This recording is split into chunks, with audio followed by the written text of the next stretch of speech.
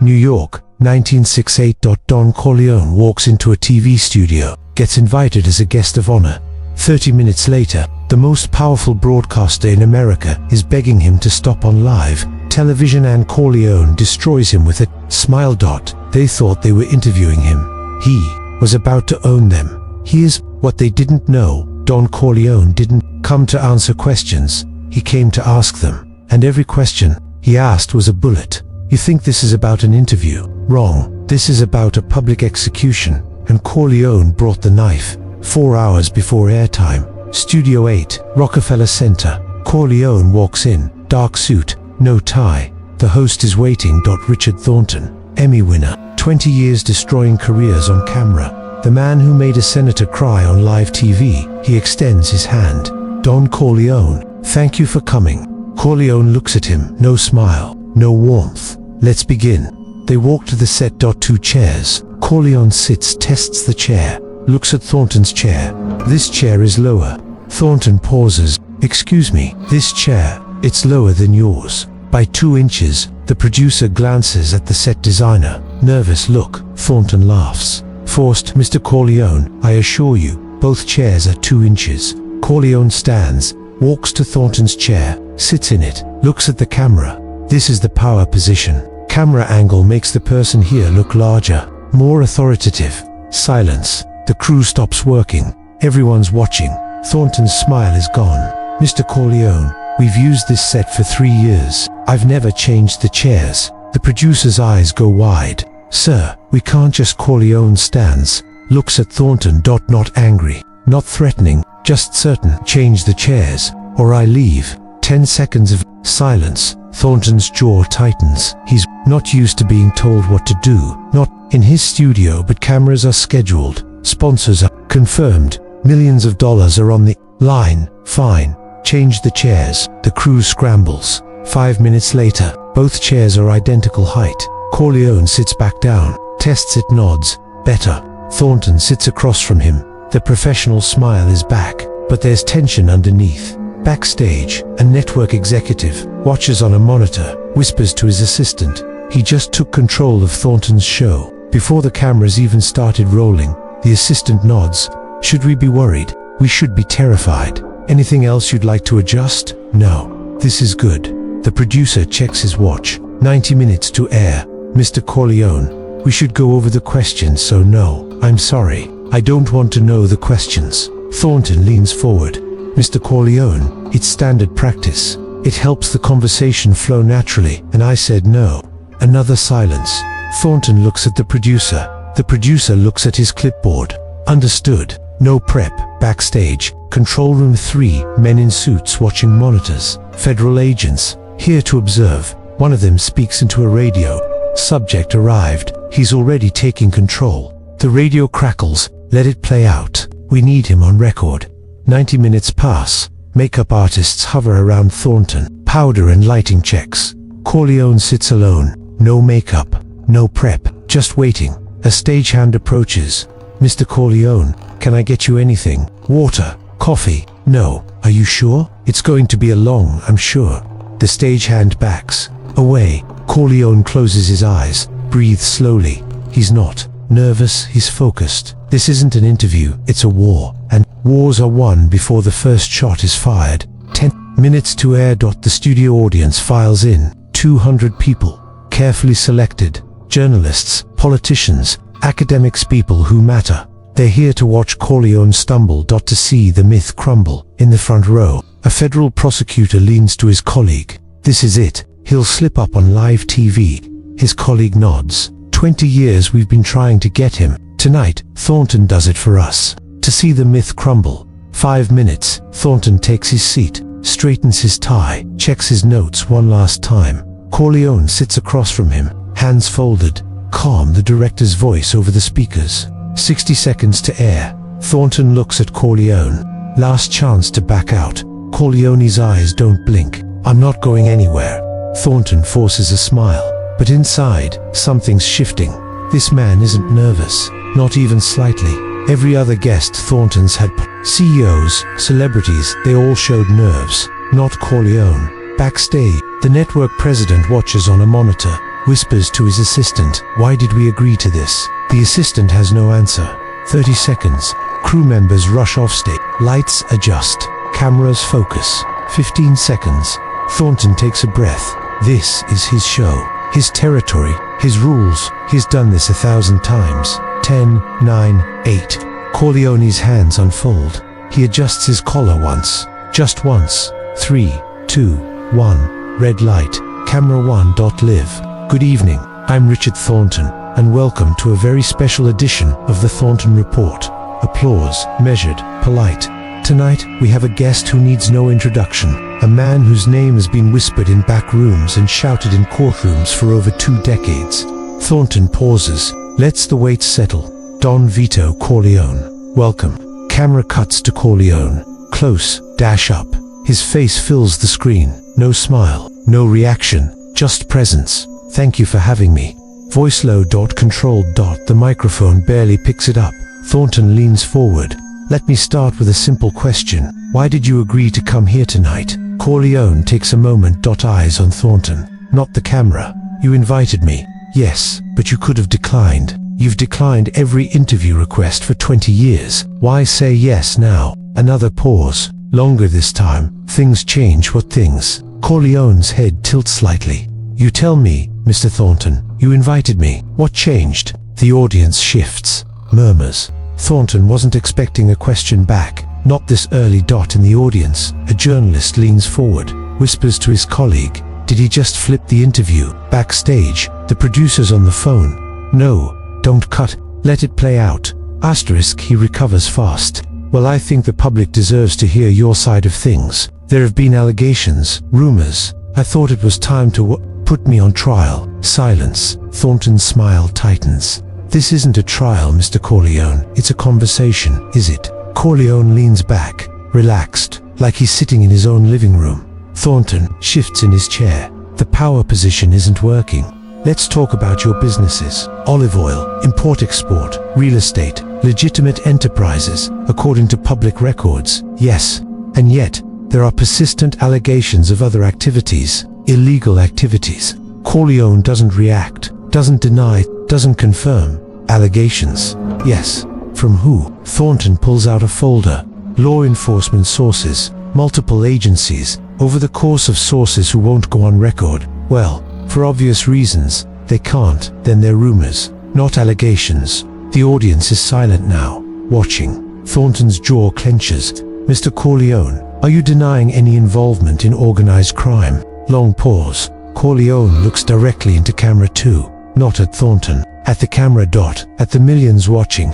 I'm a businessman. I run legitimate operations. I employ hundreds of people. I pay my taxes.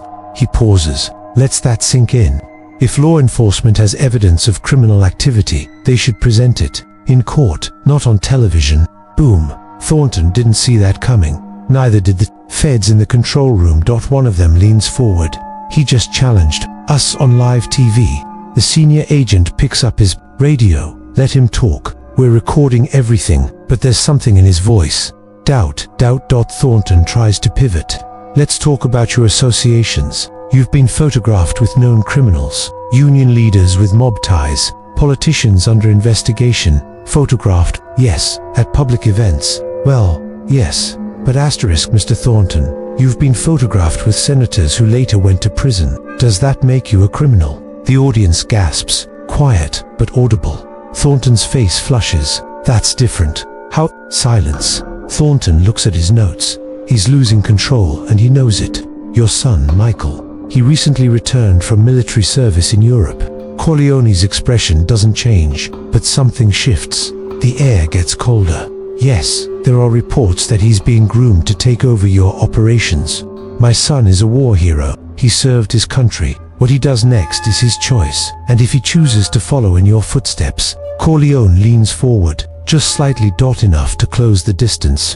Mr. Thornton, do you have children? Thornton hesitates. Ah, yes, a daughter. And what does she do? She's in college. And after college, will you push her into journalism, into your world, or will you let her choose? Thornton's mouth opens, closes. No answer. Exactly. The control room. The feds are watching closely now. He's dismantling him. We need Thornton to hit harder, but Thornton can't. Every question he asks, Corleone turns into a mirror. Every attack becomes a reflection. Thornton shuffles his notes, tries a new angle. In 1961, 3 of your business associates were convicted of fraud. The trial revealed a pattern of shell companies, offshore accounts, money laundering. You were named in the indictment, but never charged. Corleone's response is immediate. Named, not charged. There's a difference, Mr. Thornton, but the implication, you keep using that word. Implication. Let me ask you something. Corleone leans forward. How many stories has this network run based on implications? How many lives ruined by innuendo? How many apologies issued years later when the truth comes out? Thornton has no answer. I haven't ruined anyone's life with implications. Mr. Thornton, can your network say the same? The control room erupts. Jesus, he's destroying us. Cut to commercial. We can't. We're live. In the studio, Thornton is losing ground. Thornton tries a different approach. Softer. Let me ask you something personal. Your wife, Carmela, she's known for her charity work, church donations, community programs, yet how does she reconcile that with the allegations against you? Corleone's eyes narrow. Just a fraction. My wife is a saint. She does God's work. What allegations people make about me doesn't change that. Pause. But since you brought her up, let me ask you something. Thornton tenses. What's your show? The Thornton Report. Who funds it? We have sponsors, advertisers, standard network names. Thornton glances at the producer off stage. The producer's eyes are wide, shaking his head. I don't have them memorized, but Danton Industries, Fairview Logistics, Crown Media Holdings. Should I continue? Silence. Complete silence. How do you know that? Corleone doesn't answer, just stares. Danton Industries, defense contracts, currently under investigation for war profiteering, making illegal money from the war. Thornton's face goes white. Fairview Logistics, linked to illegal weapons shipments, case pending. The audience is frozen. Crown Media Holdings, owned by a man who's been indicted twice for tax evasion. Thornton's hands are shaking. Those are our advertisers. We don't control, but you take their money. You give them a platform. You legitimize them. Pause. So tell me, Mr. Thornton, who's the criminal here? The control room. One Fed turns to another. Jesus Christ, he just flipped the entire interview. Should we pull the plug? Too late. We're live. In the studio audience, a journalist from the Washington Post is scribbling frantically. This isn't just an interview, it's a public execution, and he's witnessing history. Thornton is scrambling now, sweating under the lights. Mr. Corleone, I think you're deflecting. This interview is about you, not no. Corleone stands, slowly, deliberately, the cameras follow him. This interview is about power. Who has it? Who uses it? Who hides behind it? He looks at Thornton, then at the camera. You invited me here to make me look like a monster, to put me on trial in front of millions. He walks closer to camera 1, fills the frame, but the real question is, who's pulling your strings? Who told you to bring me here? Who benefits if I look guilty? Silence. Dead silence. Even the crew has stopped moving. I came here tonight because I wanted America to see something, not me. He points at Thornton, then at the camera. The people who run this country aren't in Washington. They're in boardrooms, in TV studios, behind cameras. He turns back to Thornton. You think I'm dangerous because I operate outside the system, but you're dangerous because you are the system. Thornton can't speak, can't move. Corleone walks back to his chair, sits down. Continue the interview. Mr. Thornton, ask your questions. But Thornton has no questions left. Every prepared attack is gone. Every angle is closed. He looks at the producer. The producer is on the phone, panicking. 30 seconds of dead air. On live television, that's an eternity. Finally, Thornton clears his throat. We're going to take a quick break. When we return, no. Corleone's voice cuts through. No breaks. You wanted this interview. Let's finish it. Thornton looks at the director. The director shrugs. They're live. They can't cut. All right. No break. Thornton shuffles his notes, tries to regroup. Let's talk about the future. Your empire, as it were. What happens when you're gone? Corleone smiles. First time all night. My empire. Mr. Thornton, I don't have an empire. I have a family. I have businesses. When I'm gone, they'll continue. And your legacy? My legacy is my children. My grandchildren, the people I've helped, the communities I've supported. He leans forward. What's yours? Thornton freezes. My legacy. Yes. When you're gone, what will people remember? That you asked tough questions, that you held people accountable. Pause. Or that you were a puppet, reading scripts written by men you've never met. The audience is watching Thornton now, waiting. He can't answer, because Corleone's right. Backstage, the network executives are losing their minds. Get him off the air. We can't. It's live. Then, end the segment. Commercial, something, but the director won't cut, because the ratings are skyrocketing. Millions are watching. More tuning in every second. This isn't an interview anymore. It's history. Thornton makes one last attempt, desperate. Mr. Corleone, there are witnesses. People who've testified against you in grand jury hearings. Are they all lying? Corleone doesn't blink. Grand jury testimony is sealed. Mr. Thornton, how do you know about it? Thornton's eyes go wide. He just admitted to having access to classified information on live television. I don't. That's not. Corleone stands again. This time, it's over. Thank you for having me. I think we're done here. He unclips his microphone, hands it to a stagehand. Walks toward the exit. Thornton finally finds his voice. Mr. Corleone, we still have 15 minutes. Corleone stops, turns. No, Mr. Thornton, you have 15 minutes. I have the rest of my life. He walks out. He walks out. Thornton sits there, alone at his desk. The camera's still rolling, the audience silent. Finally, someone starts to applaud. Slow clap, then another, and another. Within seconds, the entire audience is applauding. Not for Thornton, for Corleone, for the man who just walked out. Thornton looks at the cameras, his show, his studio, his audience. And for the first time in 20 years, he has nothing to say. The director cuts to commercial, but it's too late. The damage is done. The studio is silent. The audience doesn't know if they should applaud or sit in shock. The cameras are still rolling. No one knows what to do. Thornton sits there, alone, on national television. Destroyed. Control room. The feds are packing up. Did we get anything? Nothing. He didn't admit to a single crime, but he threatened Thornton. That's intimidation. He asked questions. That's all. We have nothing. One of them looks at the monitor. Corleone walking through the lobby, calm, unhurried. He just beat us. On live TV, outside the studio, Corleone's car is waiting. His driver opens the door. How did it go, boss? Corleone gets in, adjusts his jacket. It went exactly as planned. The driver closes the door. The car pulls away. Inside, Corleone looks out the window. New York at night, lights everywhere. He didn't come here to defend himself. He came here to show them what real power looks like. Not violence, not threats. Control. The interview airs in full.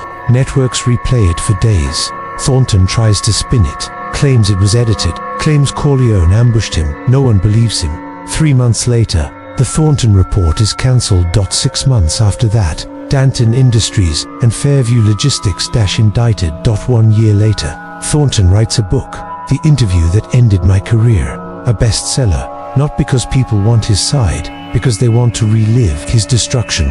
2004, Corleone dies, age 80. The New York Times calls the interview a masterclass in psychological warfare. Here's what Corleone understood that night. Power isn't loud. It's quiet. It doesn't shout. It waits, and when the moment comes, it strikes with truth. Thornton thought he was exposing Corleone. Corleone let him think that, right until he turned the camera around. That's not defense. That's domination. Live, in front of millions. Without a single threat. 1968, New York. Don Corleone walked into a TV studio. And walked out owning it.